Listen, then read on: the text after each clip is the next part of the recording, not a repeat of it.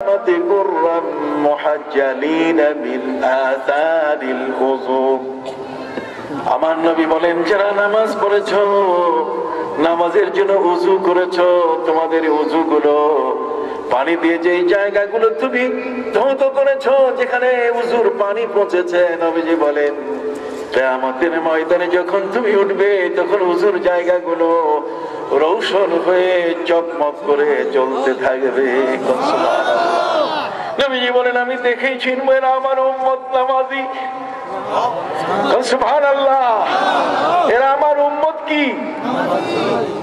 এই মানুষগুলো পৃথিবীর মধ্যে যাদের জীবন ছিল এমন, ইন্নাল্লাযীনা ক্বালু রাব্বুনাল্লাহ, পৃথিবীর মধ্যে নিশ্চয়ই যে সমস্ত মানুষ আল্লাহকে রব বলে স্বীকার করেছে, রব হলেন তিনি যিনি আমার লালনকারী, যিনি আমার লর্ড। রব তিনি মায়ের গর্ভে কোন শিশু যখন জন্ম নেয়, পৃথিবীর মধ্যে কোন শিশু যখন প্রসব হয়, যেই দিন শিশুটি জন্ম নেয়, আপনি আমি যেদিন জন্ম নিয়েছি, আমার আল্লাহর রবে কারণে যে আমার মায়ের গর্ভ থেকে পৃথিবীতে যেদিন মাথাটা পৃথিবীর জমিনটাকে টাচ করেছে, আমার নবী বলেন মাসকাতুর রাস। মাসকাতুর রাস মানে মাথাটা যখন জমিনটাকে টাচ করলো, আমার নবী বলেন সেই দিন থেকে 7 মাস আগের থেকে আমার আল্লাহ মায়ের বুকের মধ্যে আমার খাবার তিনি গরম করা শুরু করেছেন।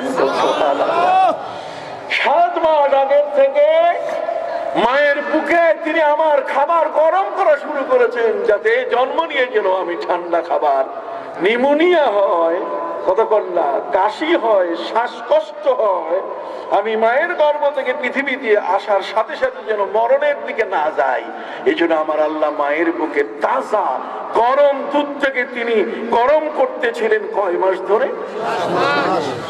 কেন জানি আস্তে কথা বলছেন, সবাই বলেন না কয় মাস ধরে? খাবারটা গরম হয়েছে কোন জায়গায়? মায়ের বুকে। কোথায়? হয় না, আরো জোরে হাত উঁচু করে বলেন, কার বুকে? খবরদার মায়ের সাথে খারাপ ব্যবহার করবে না। তোমার জীবনের সূচনা পৃথিবীতে তুমি মুখ দেখলে, আর সে সময় তোমার মা, আমার মা তার বুকের দুধ পান করিয়েছেন। যেই মা, যার মৃত্যু দিবসকে কেন্দ্র করে আমার ভাই জনাব জসিমউদ্দিন এই মাহফিলের আয়োজন করেছেন, এটা হলো তার 3য় বার্ষিক মাহফিল। কি বলেন, ঠিক কিনা? গত বছর আমার আসার কথা ছিল, মাওয়া থেকে আর কোনো মতেই আসার সুযোগ পাই। উনি বারবার ফোন করছেন, কিভাবে আসবো, মনে হয় টানা থাকলে উড়ে আসতাম, পথই সৃষ্টি করতে পারলাম না, শত শত গাড়ির ভিড়, ফেরিতে উঠতে পারলাম না। বুঝতে পারলেন? এই জন্য ক্ষমা চেয়ে নিচ্ছি তার কাছে, আপনাদের কাছে। সম্মানিত সুধী ভাইরা, আবার জগতের মধ্যে আমার আল্লাহ এত বড় একখানা কোরআন, 114টি সূরা, যার উপর আমার একটা তাফসীর বের হচ্ছে, 114 খণ্ডে তাফসীরে সালেহ। 114 খণ্ডে, একটা দুটা না, কত? পৃথিবীর মধ্যে কেউ লেখে নাই। দুনিয়ায় তাফসীর হয়েছে 30 খণ্ড, 30 পারা, 30 খণ্ড, আর আমি লিখছি 114 খণ্ড, 114 সূরা, 114 খণ্ডের তাফসীরে সালেহ, কোরআনের তাফসীর। এই মহাগ্রন্থ আল কোরআনের 6666 আয়াত, বিশাল এক ভলিউম। জগতের মধ্যে যত ধর্মের ধর্মগ্রন্থ আছে, পৃথিবীর মধ্যে ধর্মচারী যারা, ধর্ম মানে যারা, এমন ধর্মের সংখ্যা সারা পৃথিবীতে 3500। কত? একটু কথা বলেন আমার। কত? এই 3500 মানুষের জন্য তাদের যে ধর্ম পুস্তক গুলো আছে, জেন্দাবিস্তা বলেন, ওল্ড টেস্টামেন্ট বলেন, নিউ টেস্টামেন্ট বলেন, রামায়ণ বলেন, গীতা বলেন, কতক্ষণ না যাই বলেন না কেন, এগুলোর বৈশিষ্ট্য হলো এগুলোর বৈশিষ্ট্য হলো এরা যখন পৃষ্ঠা উল্টায়, এরা শ্রী ভগবত গীতা, রামায়ণ যখন তারা পড়ে, পড়ার পরে পৃষ্ঠাটা যখন উল্টাইয়া আরেকটা পৃষ্ঠায় যায়, তখন এটা ভুলে যায়, ওই জিনিসটা আর সিনার মধ্যে থাকে না। যত পৃষ্ঠা উল্টায় তত ভুলে যায়, যত পৃষ্ঠা উল্টায় তত ভুলে যায়। আর কোরআন যত পৃষ্ঠা উল্টায় ততই সিনার মধ্যে ক্ষুদিত পাষাণের মতো আরো শক্ত হয়ে যায়, আরো কঠিন ভাবে খোদাই হয়ে যায়।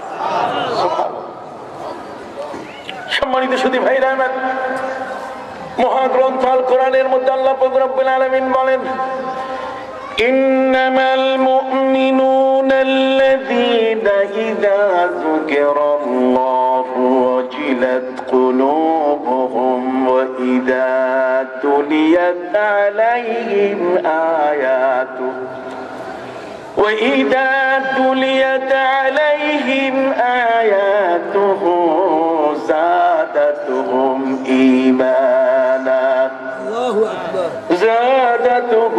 إِيمَانًا وَعَلَى رَبِّهِمْ يَتَوَكَّلُونَ সুবহানাল্লাহ।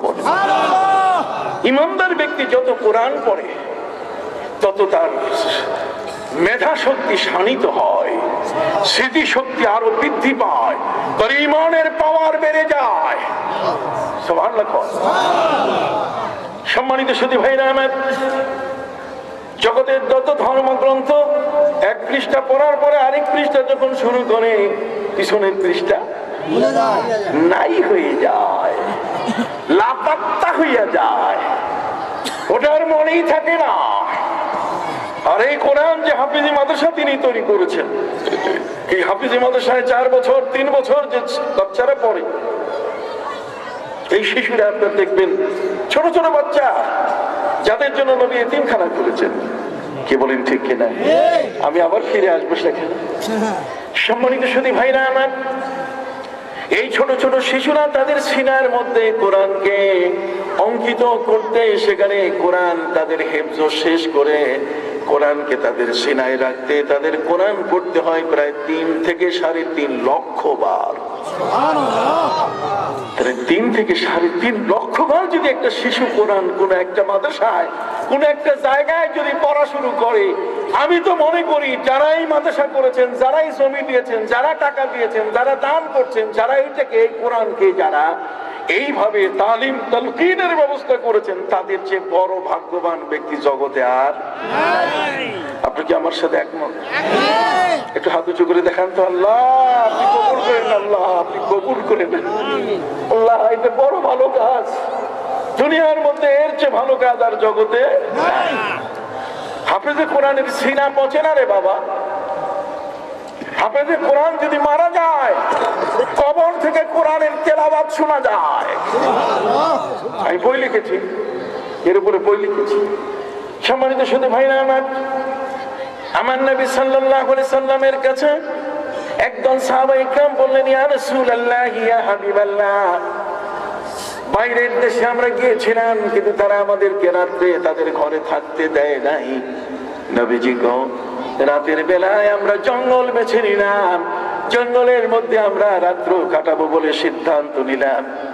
জঙ্গলে যাবার পরে সেখানে দেখলাম হিংস্র বাঘ সেখানে আছে, সেখানে সাপ আছে, সেখানে গন্ডার আছে।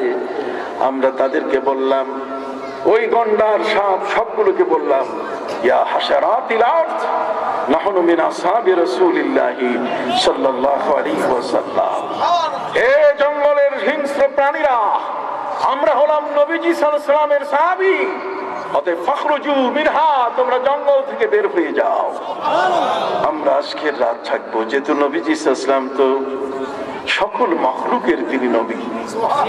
প্রত্যেকটা মাখলুক আমার নবীকে কি মানে এবং চেনে। হযরতে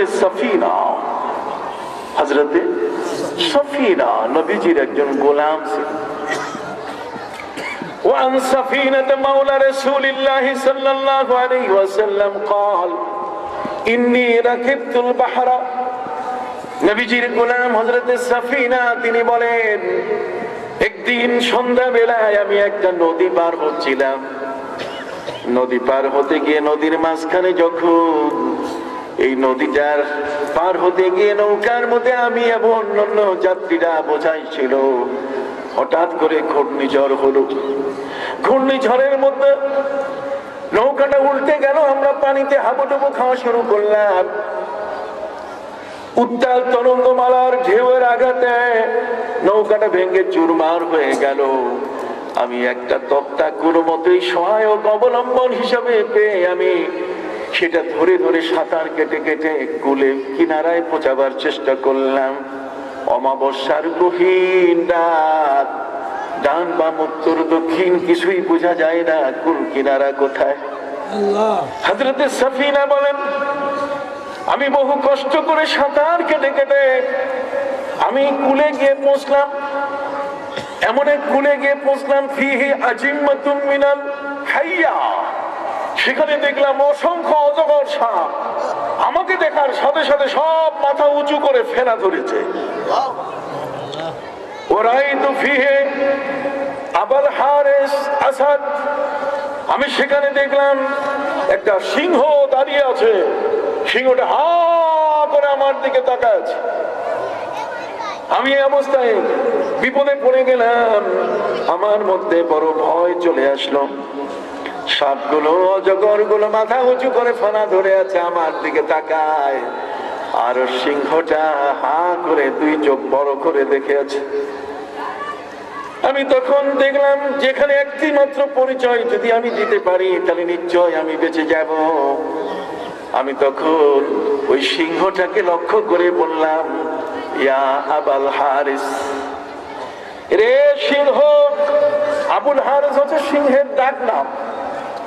ইয়া আবুল হারিস, রে সিংহ, ইন্নী মাওলা রাসূলুল্লাহ সাল্লাল্লাহু আলাইহি ওয়াসাল্লাম, আমি হলাম আমার নবীজির একজন গোলাম। আমি বিপদে পড়েছি।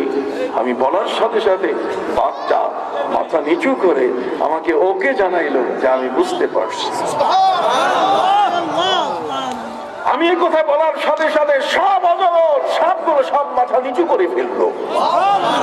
আমি বলেছি, ইন্নী মাওলা রাসূলুল্লাহ সাল্লাল্লাহু আলাইহি ওয়াসাল্লাম।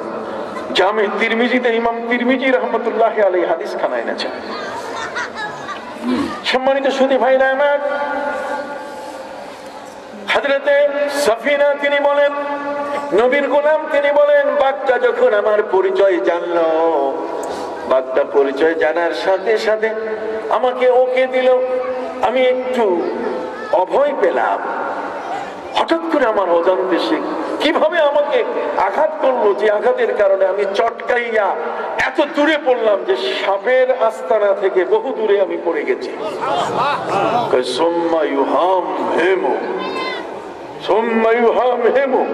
তার মানে বাঘটা ডুকরিয়ে ডিকুরিয়ে আমাকে জানালো যে তুমি যাও, আমার নবীকে তুমি সালাম দিও। বাঘ আমাকে তার সালাম পৌঁছানোর দায়িত্ব দিল। সুবহানাল্লাহ, সুবহানাল্লাহ। কি করে বুঝাবো আপনাকে, আপনার মাথায় কিভাবে দেব আমি? হযরত ইউনা ইবনে মুররা নবীজির একজন সাহাবী, তিনি বলেন, কুন্না ফি সাফারিন মা'আন নবী সাল্লাল্লাহু আলাইহি ওয়াসাল্লাম, নবীজির সঙ্গে আমরা এক সফরে ছিলাম। ভর দুপুর, প্রচন্ড রৌদ্র, গরমে অস্থির হয়ে গেছি আমরা। ফাস্তাযাল্লান নবী সাল্লাল্লাহু আলাইহি ওয়াসাল্লাম তাহতা আশ-শাজারা, নবীজি একটা গাছের নিচে ছায়ায় তিনি বসে গেলেন। নবীজির সঙ্গে আমরা সফরে ছিলাম, প্রচন্ড রৌদ্র তাপে অস্থির ছিলাম। নবীজি একটা গাছের নিচে, ফাস্তাযাল্লান নবী সাল্লাল্লাহু আলাইহি ওয়াসাল্লাম তাহতা আশ-শাজারা, গাছের নিচে নবী বসে গেলেন।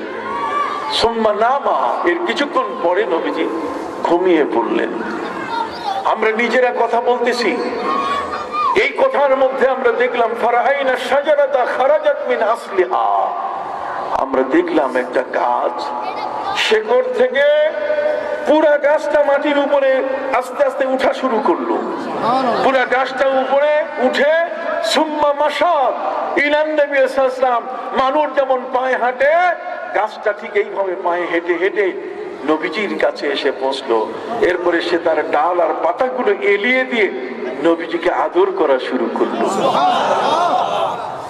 ফালাম্মা ইস্তাইকাযা নবী সাল্লাল্লাহু আলাইহি ওয়াসাল্লাম মিন নাওমিহি, নবীজি সাল্লাল্লাহু আলাইহি ওয়াসাল্লাম যখন ঘুম থেকে জেগে উঠলেন, ফাযাকারনাহু যালিক, বিষয়টা আমরা নবীকে জানান, হুজুর জীবনে এমন দেখি না একটা ওই গাছ, এই গাছটা শেকড় সহ উপরে উঠে মানুষ যেমন হাঁটে এমন করে পায়ে হেঁটে হেঁটে আপনার কাছে এসে পাতাগুলো ডালগুলো এলিয়ে দিয়ে মা যেমন সন্তানকে আদর করে চুমু দেয়, গাছের পাতা গাছের ডাল যেন এমন করে চুমু দিয়ে আদর করলো। সোমবারা যা দিলা আসলিহা, এরপর সে তার জায়গায় গিয়ে আগের মতো হয়ে গেল।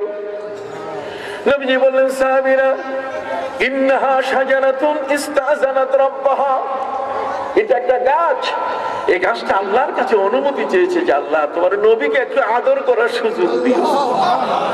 ইন্নাহা ইস্তাযানাত রাব্বাহা, সে তার আল্লাহর কাছে কি চেয়েছে? অনুমতি চেয়েছে যে আল্লাহ তোমার নবীকে একটু আদর করার সুযোগ করে দিও। অতএব নবীজি বিশ্বজগতের সকল মাখলুকের নবী তিনি। আল্লাহ যেমন রব্বুল আলামিন, নবী তেমন হলেন রহমতুল লিল আলামিন। যত আলমের রব তত আলমের রহমত হলেন আমার নবী সাল্লাল্লাহু আলাইহি ওয়াসাল্লাম। অতএব সেই নবীর পরিচয় দিয়ে সাহাবীরা তারা নবীকে রিপোর্ট করছেন যে রাসূল সাল্লাল্লাহু আলাইহি ওয়াসাল্লাম, মানুষগুলো যখন তাদের বাড়িতে আমাদের থাকতে দিল না, তখন আমরা জঙ্গলে ঠাঁই নিলাম, জঙ্গলের পশুদেরকে বললাম আমরা নবীজির সাহাবী, তোমরা বের হয়ে যাও। আমরা সচক্ষে দেখলাম যারা নবীজির সম্বন্ধে জানে ওয়াকিফাল, এ সমস্ত প্রাণীরা সিংহ সিংহী তাদের শাবক মুখে নিয়ে, সাপগুলো তাদের ডিম মুখে নিয়ে তারা আমাদের জঙ্গল ছেড়ে দিয়ে তারা থাকার ব্যবস্থা করে দিল। আমরা বিছানা বিছাইয়া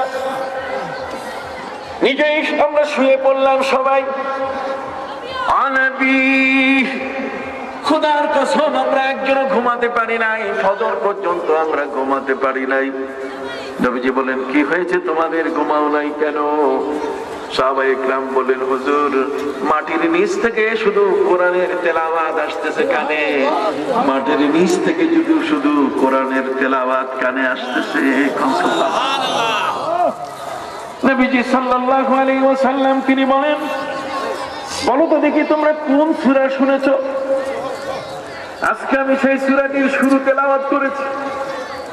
তাবারাকাল্লাযী বিয়াদিহিল মুলকু ওয়া হুয়া আলা কুল্লি শাইইন কাদির الذي خلق الموت والحياة ليبلوكم أيكم أحسن عملا। সুবহানাল্লাহ। কোন সূরা মুলক?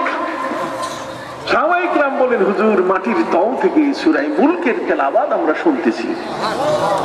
সুবহানাল্লাহ। কোন নবীজি শুনে বললেন, ওয়াহিয়া মানিআ, ওয়াহিয়া মানিআ, ওয়াহিয়া মানিআ। আল্লাহর নবী সাল্লাল্লাহু আলাইহি ওয়াসাল্লাম বলেন, যদি কেউ ঘুমাবার সময় সূরা মুলক তেলাওয়াত করে, তাহলে এই সূরা মুলকের তেলাওয়াত কিয়ামতের ময়দানে তাকে জাহান্নামে নিতে দিবে না, দেখে নিতে দিবে না। ওয়াহিয়া মানিআ, ওয়াহিয়া মানিআ। আমি আমার বই পড়েছি, আমার বই বিশ্বনবী রওজা জিয়ারত মদিনা মুনাওয়ারার ফজিলত, অনেক বই লিখেছি আমি, অনেক বই, আমার অনেক বই আছে, বই আছে, এই দেখেন, এগুলো আমার নিজের লেখা বই, অনেকগুলো বই যেগুলো নিজে আমি লিখেছি। এই ব্যস্ততার মধ্যেও আমাকে বই লিখতে হয়, কারণ কোন দিন দুনিয়া ছেড়ে চলে যাবো তা তো জানা নাই, জাতির জন্য কিছু দিয়ে যেতে হবে। এই জন্য ঘটনা এখানে, এই হাফিজের ঘটনা এই বইটাতে লেখা আছে। সম্মানিত সুধী, মরে যাওয়ার পরও আমার নবী সাল্লাল্লাহু আলাইহি ওয়াসাল্লাম সাহাবায়ে কেরামকে বললেন, তোমরা যে কোরআনের তেলাওয়াত শুনছো, শুনলে যেটা যেটা বাগানের মধ্যে তোমরা ঘুমাতে পারো নাই, জঙ্গলে ঘুমাতে পারো নাই, নবীজি বলছেন সেখানে একজন হাফিজের কবর আছে। ওই হাফিজের কবরে, সেখানে তার সিনা থেকে কোরআনের তেলাওয়াত আল্লাহ অব্যাহত রেখে দিয়েছেন। ক্ষমতাকার আল্লাহ, পারেন কিনা? মহা ক্ষমতাধর সেই আমার আল্লাহ। হযরত নবী সুলাইমান আলাইহিস সালাম রাষ্ট্রের ঘোড়াগুলো পরিদর্শন করতে গিয়ে তিনি আসরের নামাজ পড়তে পারেন নাই, মনে আছে কিনা? বলে গেছেন। আল্লাহ পাক রব্বুল আলামিন নবী সুলাইমান আলাইহিস সালামকে বলেন, সুলাইমান রে, তুমি এমন একটা আর্ট করেছো, তুমি আমাকে খুশি করার জন্য একটা ছুরি চাইছো, আর ঘোড়াগুলোকে তুমি মেরে ফেললে, রাষ্ট্রের দামি ঘোড়া, এগুলো প্রশিক্ষণ প্রাপ্ত ঘোড়া, এই ঘোড়াগুলো যুদ্ধের কাজে ব্যবহৃত হয়। এই ঘোড়াগুলো রাষ্ট্রের ডাকঘর করার কাজে সংবাদ এক অঞ্চল থেকে আরেক অঞ্চল, এক শহর থেকে আরেক শহর পর্যন্ত নেবার কাজে ব্যবহৃত হয়। এগুলো ঘোড়া, এগুলো হচ্ছে আল্লাহর দেওয়া এক্সপ্রেস। আল্লাহর দেওয়া কি? আপনার কথা কন না। আল্লাহর দেওয়া কি? এক্সপ্রেস মানে তুফান মেল। আমার আল্লাহ বলেন والخيل والبغال والحمير لتركبوها وزينة ويخلق ما لا تعلمون। একটু সুবহানাল্লাহ কইতে হবে। আল্লাহ বলেন বান্দারে তোমার আমি কত আদর করি তুমি জানো? তোমার মাও অত আদর করে না, তোমার বাবাও অত আদর করে না, তোমার স্ত্রী সোহাগী জীবনেও তোমাকে অত আদর করে না, আমি আল্লাহ যতটুকু তোমাকে আদর করি। আল্লাহ বলেন ওয়ালাকুম ফিহা জামালুন হিনা তুরিহুনা ওয়া হিনা তাসরাহুন ওয়া তাহমিলু আসqalakum ইলা বালাদিন লাম তাকুনু বালিগিহি ইল্লা বিশিক্কিল আনফুস ইন্না রাব্বাকুম লারাউফুর রহিম। সুবহানাল্লাহ। আল্লাহ বলেন বান্দা তোমার বডিটা এত সুন্দর করে তৈরি করেছি, তোমার এই বডিটার মধ্যে একটা দাগ পড়ুক, একটা স্পট পড়ুক, তোমার গায়ের মধ্যে একটা দাগ লাগুক, একটা দাগ সৃষ্টি হোক, আমি আল্লাহ তোমার তৈরি করছি। এই দেহটা আমি তৈরি করছি, এটা তোমার না, আমি আল্লাহর সৃষ্টি। হাতটা তোমার না, এটা আমার, আমার সৃষ্টির মালিকানা আমার। এই জন্য আঙ্গুল কাটা, কতক্ষণ না আত্মহত্যা করা, নিজের হাত নিজে কেটে ফেলা, এগুলো কোনোটাই জায়েজ নাই, হারাম। কারণ হাতটা আমি তৈরি করি নাই, কে দিয়েছেন? আসতে বলেন কেন? কে দিয়েছেন?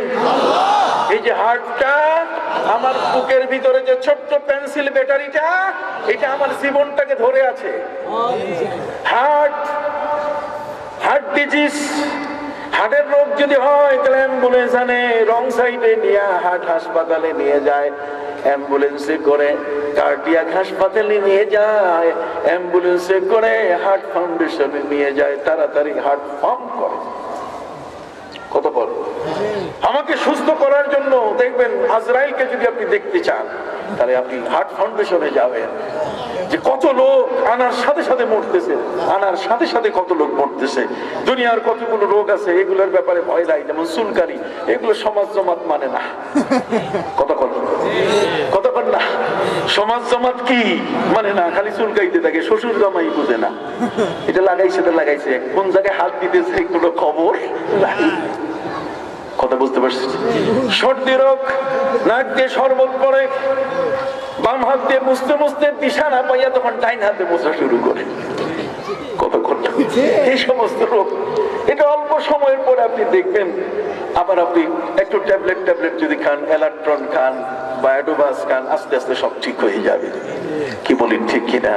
হাড়ের হারি বাবা প প প করে অ্যাম্বুলেন্স, তার মানে উল্টা শব্দ। অ্যাম্বুলেন্স দেখবেন কোন কোন অ্যাম্বুলেন্স, এই অ্যাম্বুলেন্স যা লেখা থাকে এটা উল্টাই দিছে, তার মানে জীবন উল্টে যাওয়ার পালা।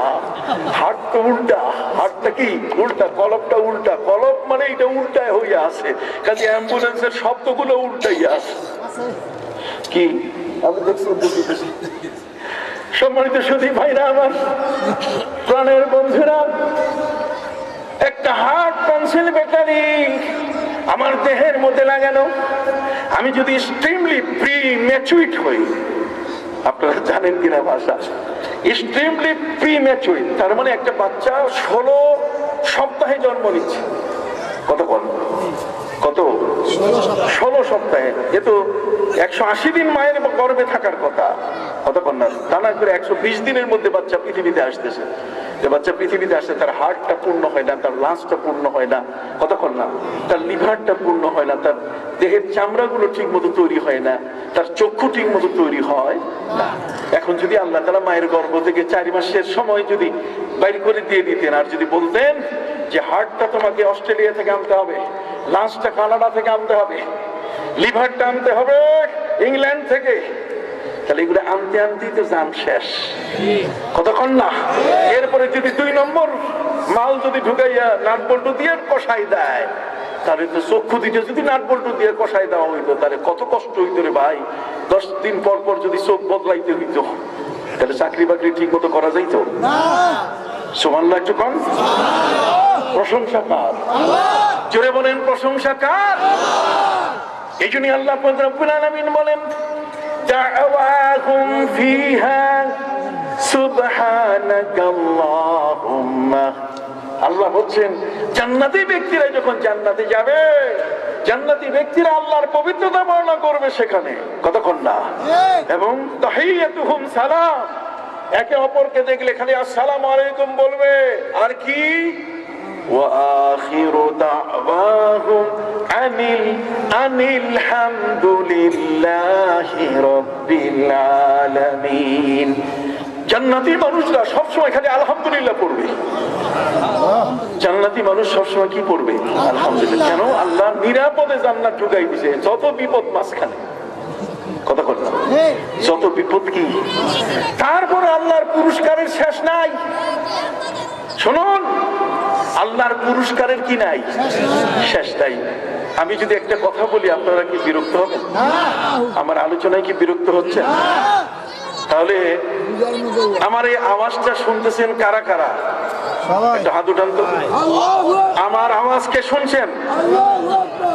আমি সবাইকে দেখতে পাচ্ছি হাত উঠেছে, আলহামদুলিল্লাহ। আমি একজন পরিচিত মানুষ, আমাকে আপনি চেনেন না এমন খুব কম মানুষ আছে। টেলিভিশন খুললে আমাকে দেখা যায়। বাংলাদেশের এমন কোন জায়গা নাই যে জায়গায় আমি যাই না। পৃথিবীর কোন দেশ বাকি নাই যেখানে আমি যাই নাই, আল্লাহ নাম সবখানে যাই। এই যে গেটে যে আপনার দাঁড়ায় আছেন, আমার খুব কষ্ট হচ্ছে। যদি দাঁড়ায় থাকা ভালো লাগে তো দাঁড়ায় থাকেন, কোনো অসুবিধা নেই। আর যদি জায়গা আছে মাঝখানে, একটু আসলে খুব খুশি হব, খুব খুশি হব। আমার এই জসিম ভাই, এটা প্রাণের ভাই আমার। 1 বছর ওয়াজ না করলে পরের বছর তালাক দেয়। কতক্ষণ না, হুজুরের কথা ঠিক নাই, কতক্ষণ না, পরের বছর আর রাখে না। আর উনি বলছেন হুজুর আপনাকে আসতেই হবে। আলহামদুলিল্লাহ, সারা বাংলাদেশে ওয়াজ করে এরকম একটা প্যান্ডেল দেখি নাই। এত সুন্দর সিমসাম একটা প্যান্ডেল, একে সাদা মনে হয় মুদ্রারের কাফনের মতো, কতক্ষণ না, চমৎকার। মনে হয় একটা জান্নাতের পরিবেশের মধ্যে আমরা ঢুকে আছি। একটা কবরের জিন্দেগিতে আমরা কেউ চিন্তাই নাই, সবগুলো বোধহয় জান্নাতি হয়ে আছে। কি বলেন ঠিক কিনা? একেবারে সাদা, কিন্তু একেবারে সাদা, একেবারে কি সাদা। আমি একটা ছোট্ট ঘটনা কই, তারপরে ওয়াজ করব। বলবো, শাহজালাল ইয়ামানী রহমতুল্লাহ আলাইহির সাথে ইবনে বতুতার দেখা হয়েছে সিলেটে। কোথায়?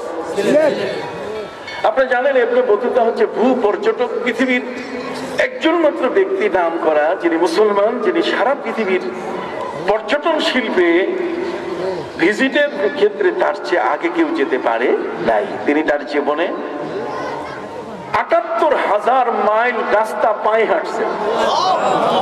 কত? অসম্ভব, ইম্পসিবল। কোন মানুষের পক্ষে এত লম্বা পথ হাঁটা সম্ভব না। ৭৮,০০০ মাইল রাস্তা তিনি তার জীবনে পায়ে হেঁটেছেন। এই লোকটি বাংলাদেশে আসছে, ইবনে বতুতা। তার সাথে দেখা হয়েছে শাহজালাল ইয়ামানীর কাছে। তো শাহজালাল ইয়ামানী রহমতুল্লাহ আলাইহির সাথে ৩৬০ জন তার শাগরেদ। সবার মাথায় সাদা পাগড়ি, সাদা জামা, সাদা লুঙ্গি। পূর্ণিমার রাতের বেলায় যখন তারা নামাজে দাঁড়ান, তখন মনে হয় ফিরিস্তাগুলো দাঁড়ায় আছে। ইবনে বতুতা জিজ্ঞেস করলেন যে আপনি সাদা পোশাকটা আপনি বেছে নিলেন কেন? সাদা পোশাকটা আপনি বেছে নিলেন কেন? উনি বললেন নবীজি পছন্দ করছেন, ইন্না আহাব্বাস সিয়াবে ইনদা রাসূলিল্লাহি সাল্লাল্লাহু আলাইহি ওয়াসাল্লাম আত-তাওবুল আবিয়াদ। নবীজির কাছে সবচেয়ে পছন্দের পোশাক হলো কি? সাদা। অতএব এই সাদা পোশাকটা নবী পছন্দ করছেন, এই জন্য আমি, আমার ভক্তরা সবাই সাদা পোশাক পছন্দ করে। ইবনে বতুতা বলছেন যে আপনি সাদা আপনার নবী পছন্দ করছেন, কিন্তু কেন পছন্দ করছেন আপনি যদি কারণটা বলতেন। উনি বলেন কারণ আমার জানার কোনো সুযোগ নেই, যেহেতু আমি ব্যাংকেটে কোনোদিন, ল্যাবরেটরিতে, বিজ্ঞানাগারে আমি কোনোদিন বিজ্ঞানী হই নাই। আর এটা নবীজি কেন পছন্দ করেছেন সে বিষয়টাও আমি খতিয়ে দেখি নাই। এটা নিয়ে আমি গবেষণা করি নাই, নবী পছন্দ করছেন, আমি করছি। কথা বল, মুসলমান তো এমনই। মুসলমান কি চিন্তা করে নাকি যে টুপিটা নবী মাথায় দিতে কইছে কেন? নবী দিয়েছেন, আমি দিব। নবী গালে দাড়ি রেখে আমাদেরকে বলেছেন আশারুম মিন সুনানিল মুরসালিন, 10টা সকল নবীর সুন্নাত। 5টা গলার উপরে, 5টা গলার কি কথা কয় না? 5টা গলার উপরে, 5টা গলার কি? 5টা গলার উপরের মধ্যে একটা হলো এফাউন নুহা, দাড়ি বাড়াইতে হবে, ওয়াকাসসু শাওয়ারে, মোজ কাটতে হবে। ঠিক এমনি করে আসওয়াক, দাঁতগুলো মাজতে হবে। কতক্ষণ? নাকে পানি ঝরাইতে হবে, ইস্তেনসার করতে হবে, নাক ঝেড়ে ফেলতে হবে, আর কুল্লি করতে হবে। কতক্ষণ না? তাহলে দাড়ি বাড়াইতে হবে, আমরা উল্টা, আমরা মোজ বাড়াই, কর্নেলুস বাড়ি। কতক্ষণ? আমরা মোজ বাড়াই, দাড়ি। অথচ দাড়ি রবীন্দ্রনাথ ঠাকুরও দাড়ি রাখছে, রাজা রামহংস পাল তারও দাড়ি আছে, গুরু নানক তারও কি আছে? দাড়ি আছে। দাড়ি যদি কোনো মূল্যহীনই হতো, এরা কোনদিন দাড়ি রাখছো না। আর দাড়ি যদি মূল্যই না থাকতো, তো আল্লাহ তাআলা মেয়েলোকের মতো আমাদেরকেও দাড়িবিহীন বানাই দিতেন। কতক্ষণ না? দাড়ির অপরূপ সৌন্দর্য, একটা পুরুষের পৌরসত্ব প্রমাণ করে তার কি দাড়ি। কথা খেয়াল করছেন? সম্মানিত শুধু দাড়ি আমলান ফরজ, দাড়ির আমলটা কি ফরজ, এটা রাখা ওয়াজিব। রাখা কি? এটা তরিকা হলো সুন্নাত, আমলটা ফরজ, রাখা ওয়াজিব, আর তরিকা কি সুন্নাত। সুবহানাল্লাহ। তরিকা মনে হলো যেটা যেন নাভির নিচে না যায়। অনেকে আছে রবীন্দ্রনাথের মতো দাড়ি রাখতে রাখতে একেবারে গোড়ালি পর্যন্ত যাইতেছে। খবরদার, এমনটা যেন না হয়। ইসলাম সৌন্দর্য, খুজু জিনাতাকুম ইনদা কুল্লি মসজিদ, আপনি মসজিদে যাবেন সর্বোচ্চ সৌন্দর্য নিয়ে, আপনি সবচেয়ে সুন্দর। নবীজি সাল্লাল্লাহু আলাইহি ওয়াসাল্লাম বলছেন তোমরা একটা লোহার চিরুনি আমাকে দাও। সাহাবায়ে কেরাম বলছেন লোহার চিরুনি দিয়ে করবেন কি? কয় যে যুবকটার মাথার চুলগুলো এলোমেলো আছে, এটাকে আমি এমন ভাবে আশ্রয় দিব, চিরুনি করে দিব, যাতে মরার আগ পর্যন্ত চুলগুলোতে যেন হাত দিতে না হয়। ইসলাম সৌন্দর্যকে পছন্দ করি। সুবহানাল্লাহ। সম্মানিত সুধী, মোষটা যদি আপনি কাটেন, তাহলে নাকের যত ময়লা লাগিয়ে আছে এটা পানি খাইতে যাইয়া ভিতরে যাবে না। আমরা তো আবর্জনা সহ খাইয়ে ফেলি। কি বলি ঠিক কিনা? দেখেন না মোসারু, অনেকগুলো লোক এমন আছে ফকির পাগলের মতো, একেবারে মোষ লাল করে ফেলছে গাঁজা খাইয়া, আর নাকের যত ময়লা আবর্জনা সব ডিপুতে জমা হয়ে আছে, খাইতেছে। কথা বুঝেন? মদ সরাইয়া তারপর পানি খায়। কথা কর, আমি কি মিথ্যা বলতেছি? এই জন্য নবীজি কাটতে বলছেন, কামাইতে বলেন নাই। কি বলছেন? কাসসুন শব্দ বলছেন। কাসসুন খুব মনে রাখবেন, কাসসু শাওয়ারে, তার মানে মোজ আপনি কাটবেন, কামাবেন না, কামাবেন না, সেচবেন না, মোজ কি করবেন? কাটবেন। আমি আপনাদেরকে বুঝাইতে পারছি? যেহেতু এখানে দুটো কথা বলার সুযোগ হচ্ছে, এটা একটা আমলি মজলিস, আমরা কখনো বাজে কথা বাবা বলি না, এটা আপনারা নিজেরাও বুঝতেছেন।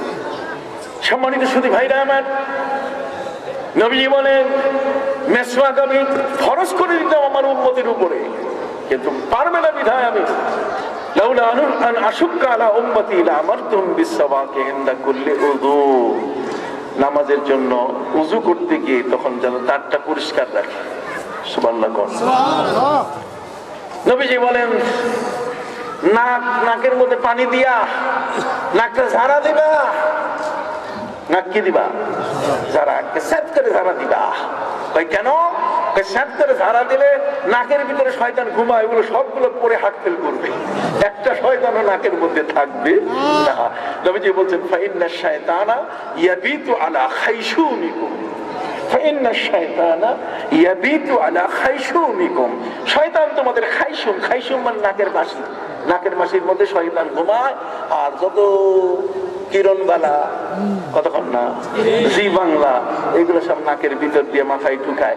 এই জন্য বউ আর স্বামীরে মারতে চায় না। এই জন্য উযু করতে যাইয়া নাকের মধ্যে পানি দিয়ে কি করতে হবে? নাক ঝাড়া দিতে, নাক কি, আর কুল্লি করতে হবে। কুল্লি তার মানে তার মানে গার্গেলিং। যতই গার্গেরা করবেন আপনি দেখবেন আপনার গলার মধ্যে কোনো অসুখ হবে না। আর নাকের মধ্যে যখন ঝাড়া দিবেন তখন সাইনোসিস রোগ হবে না, মাথার ব্যথা, চোখ সহজে অর্ধেকটা মাথা ব্যথা হয়, এটা আর জীবনে হবে না।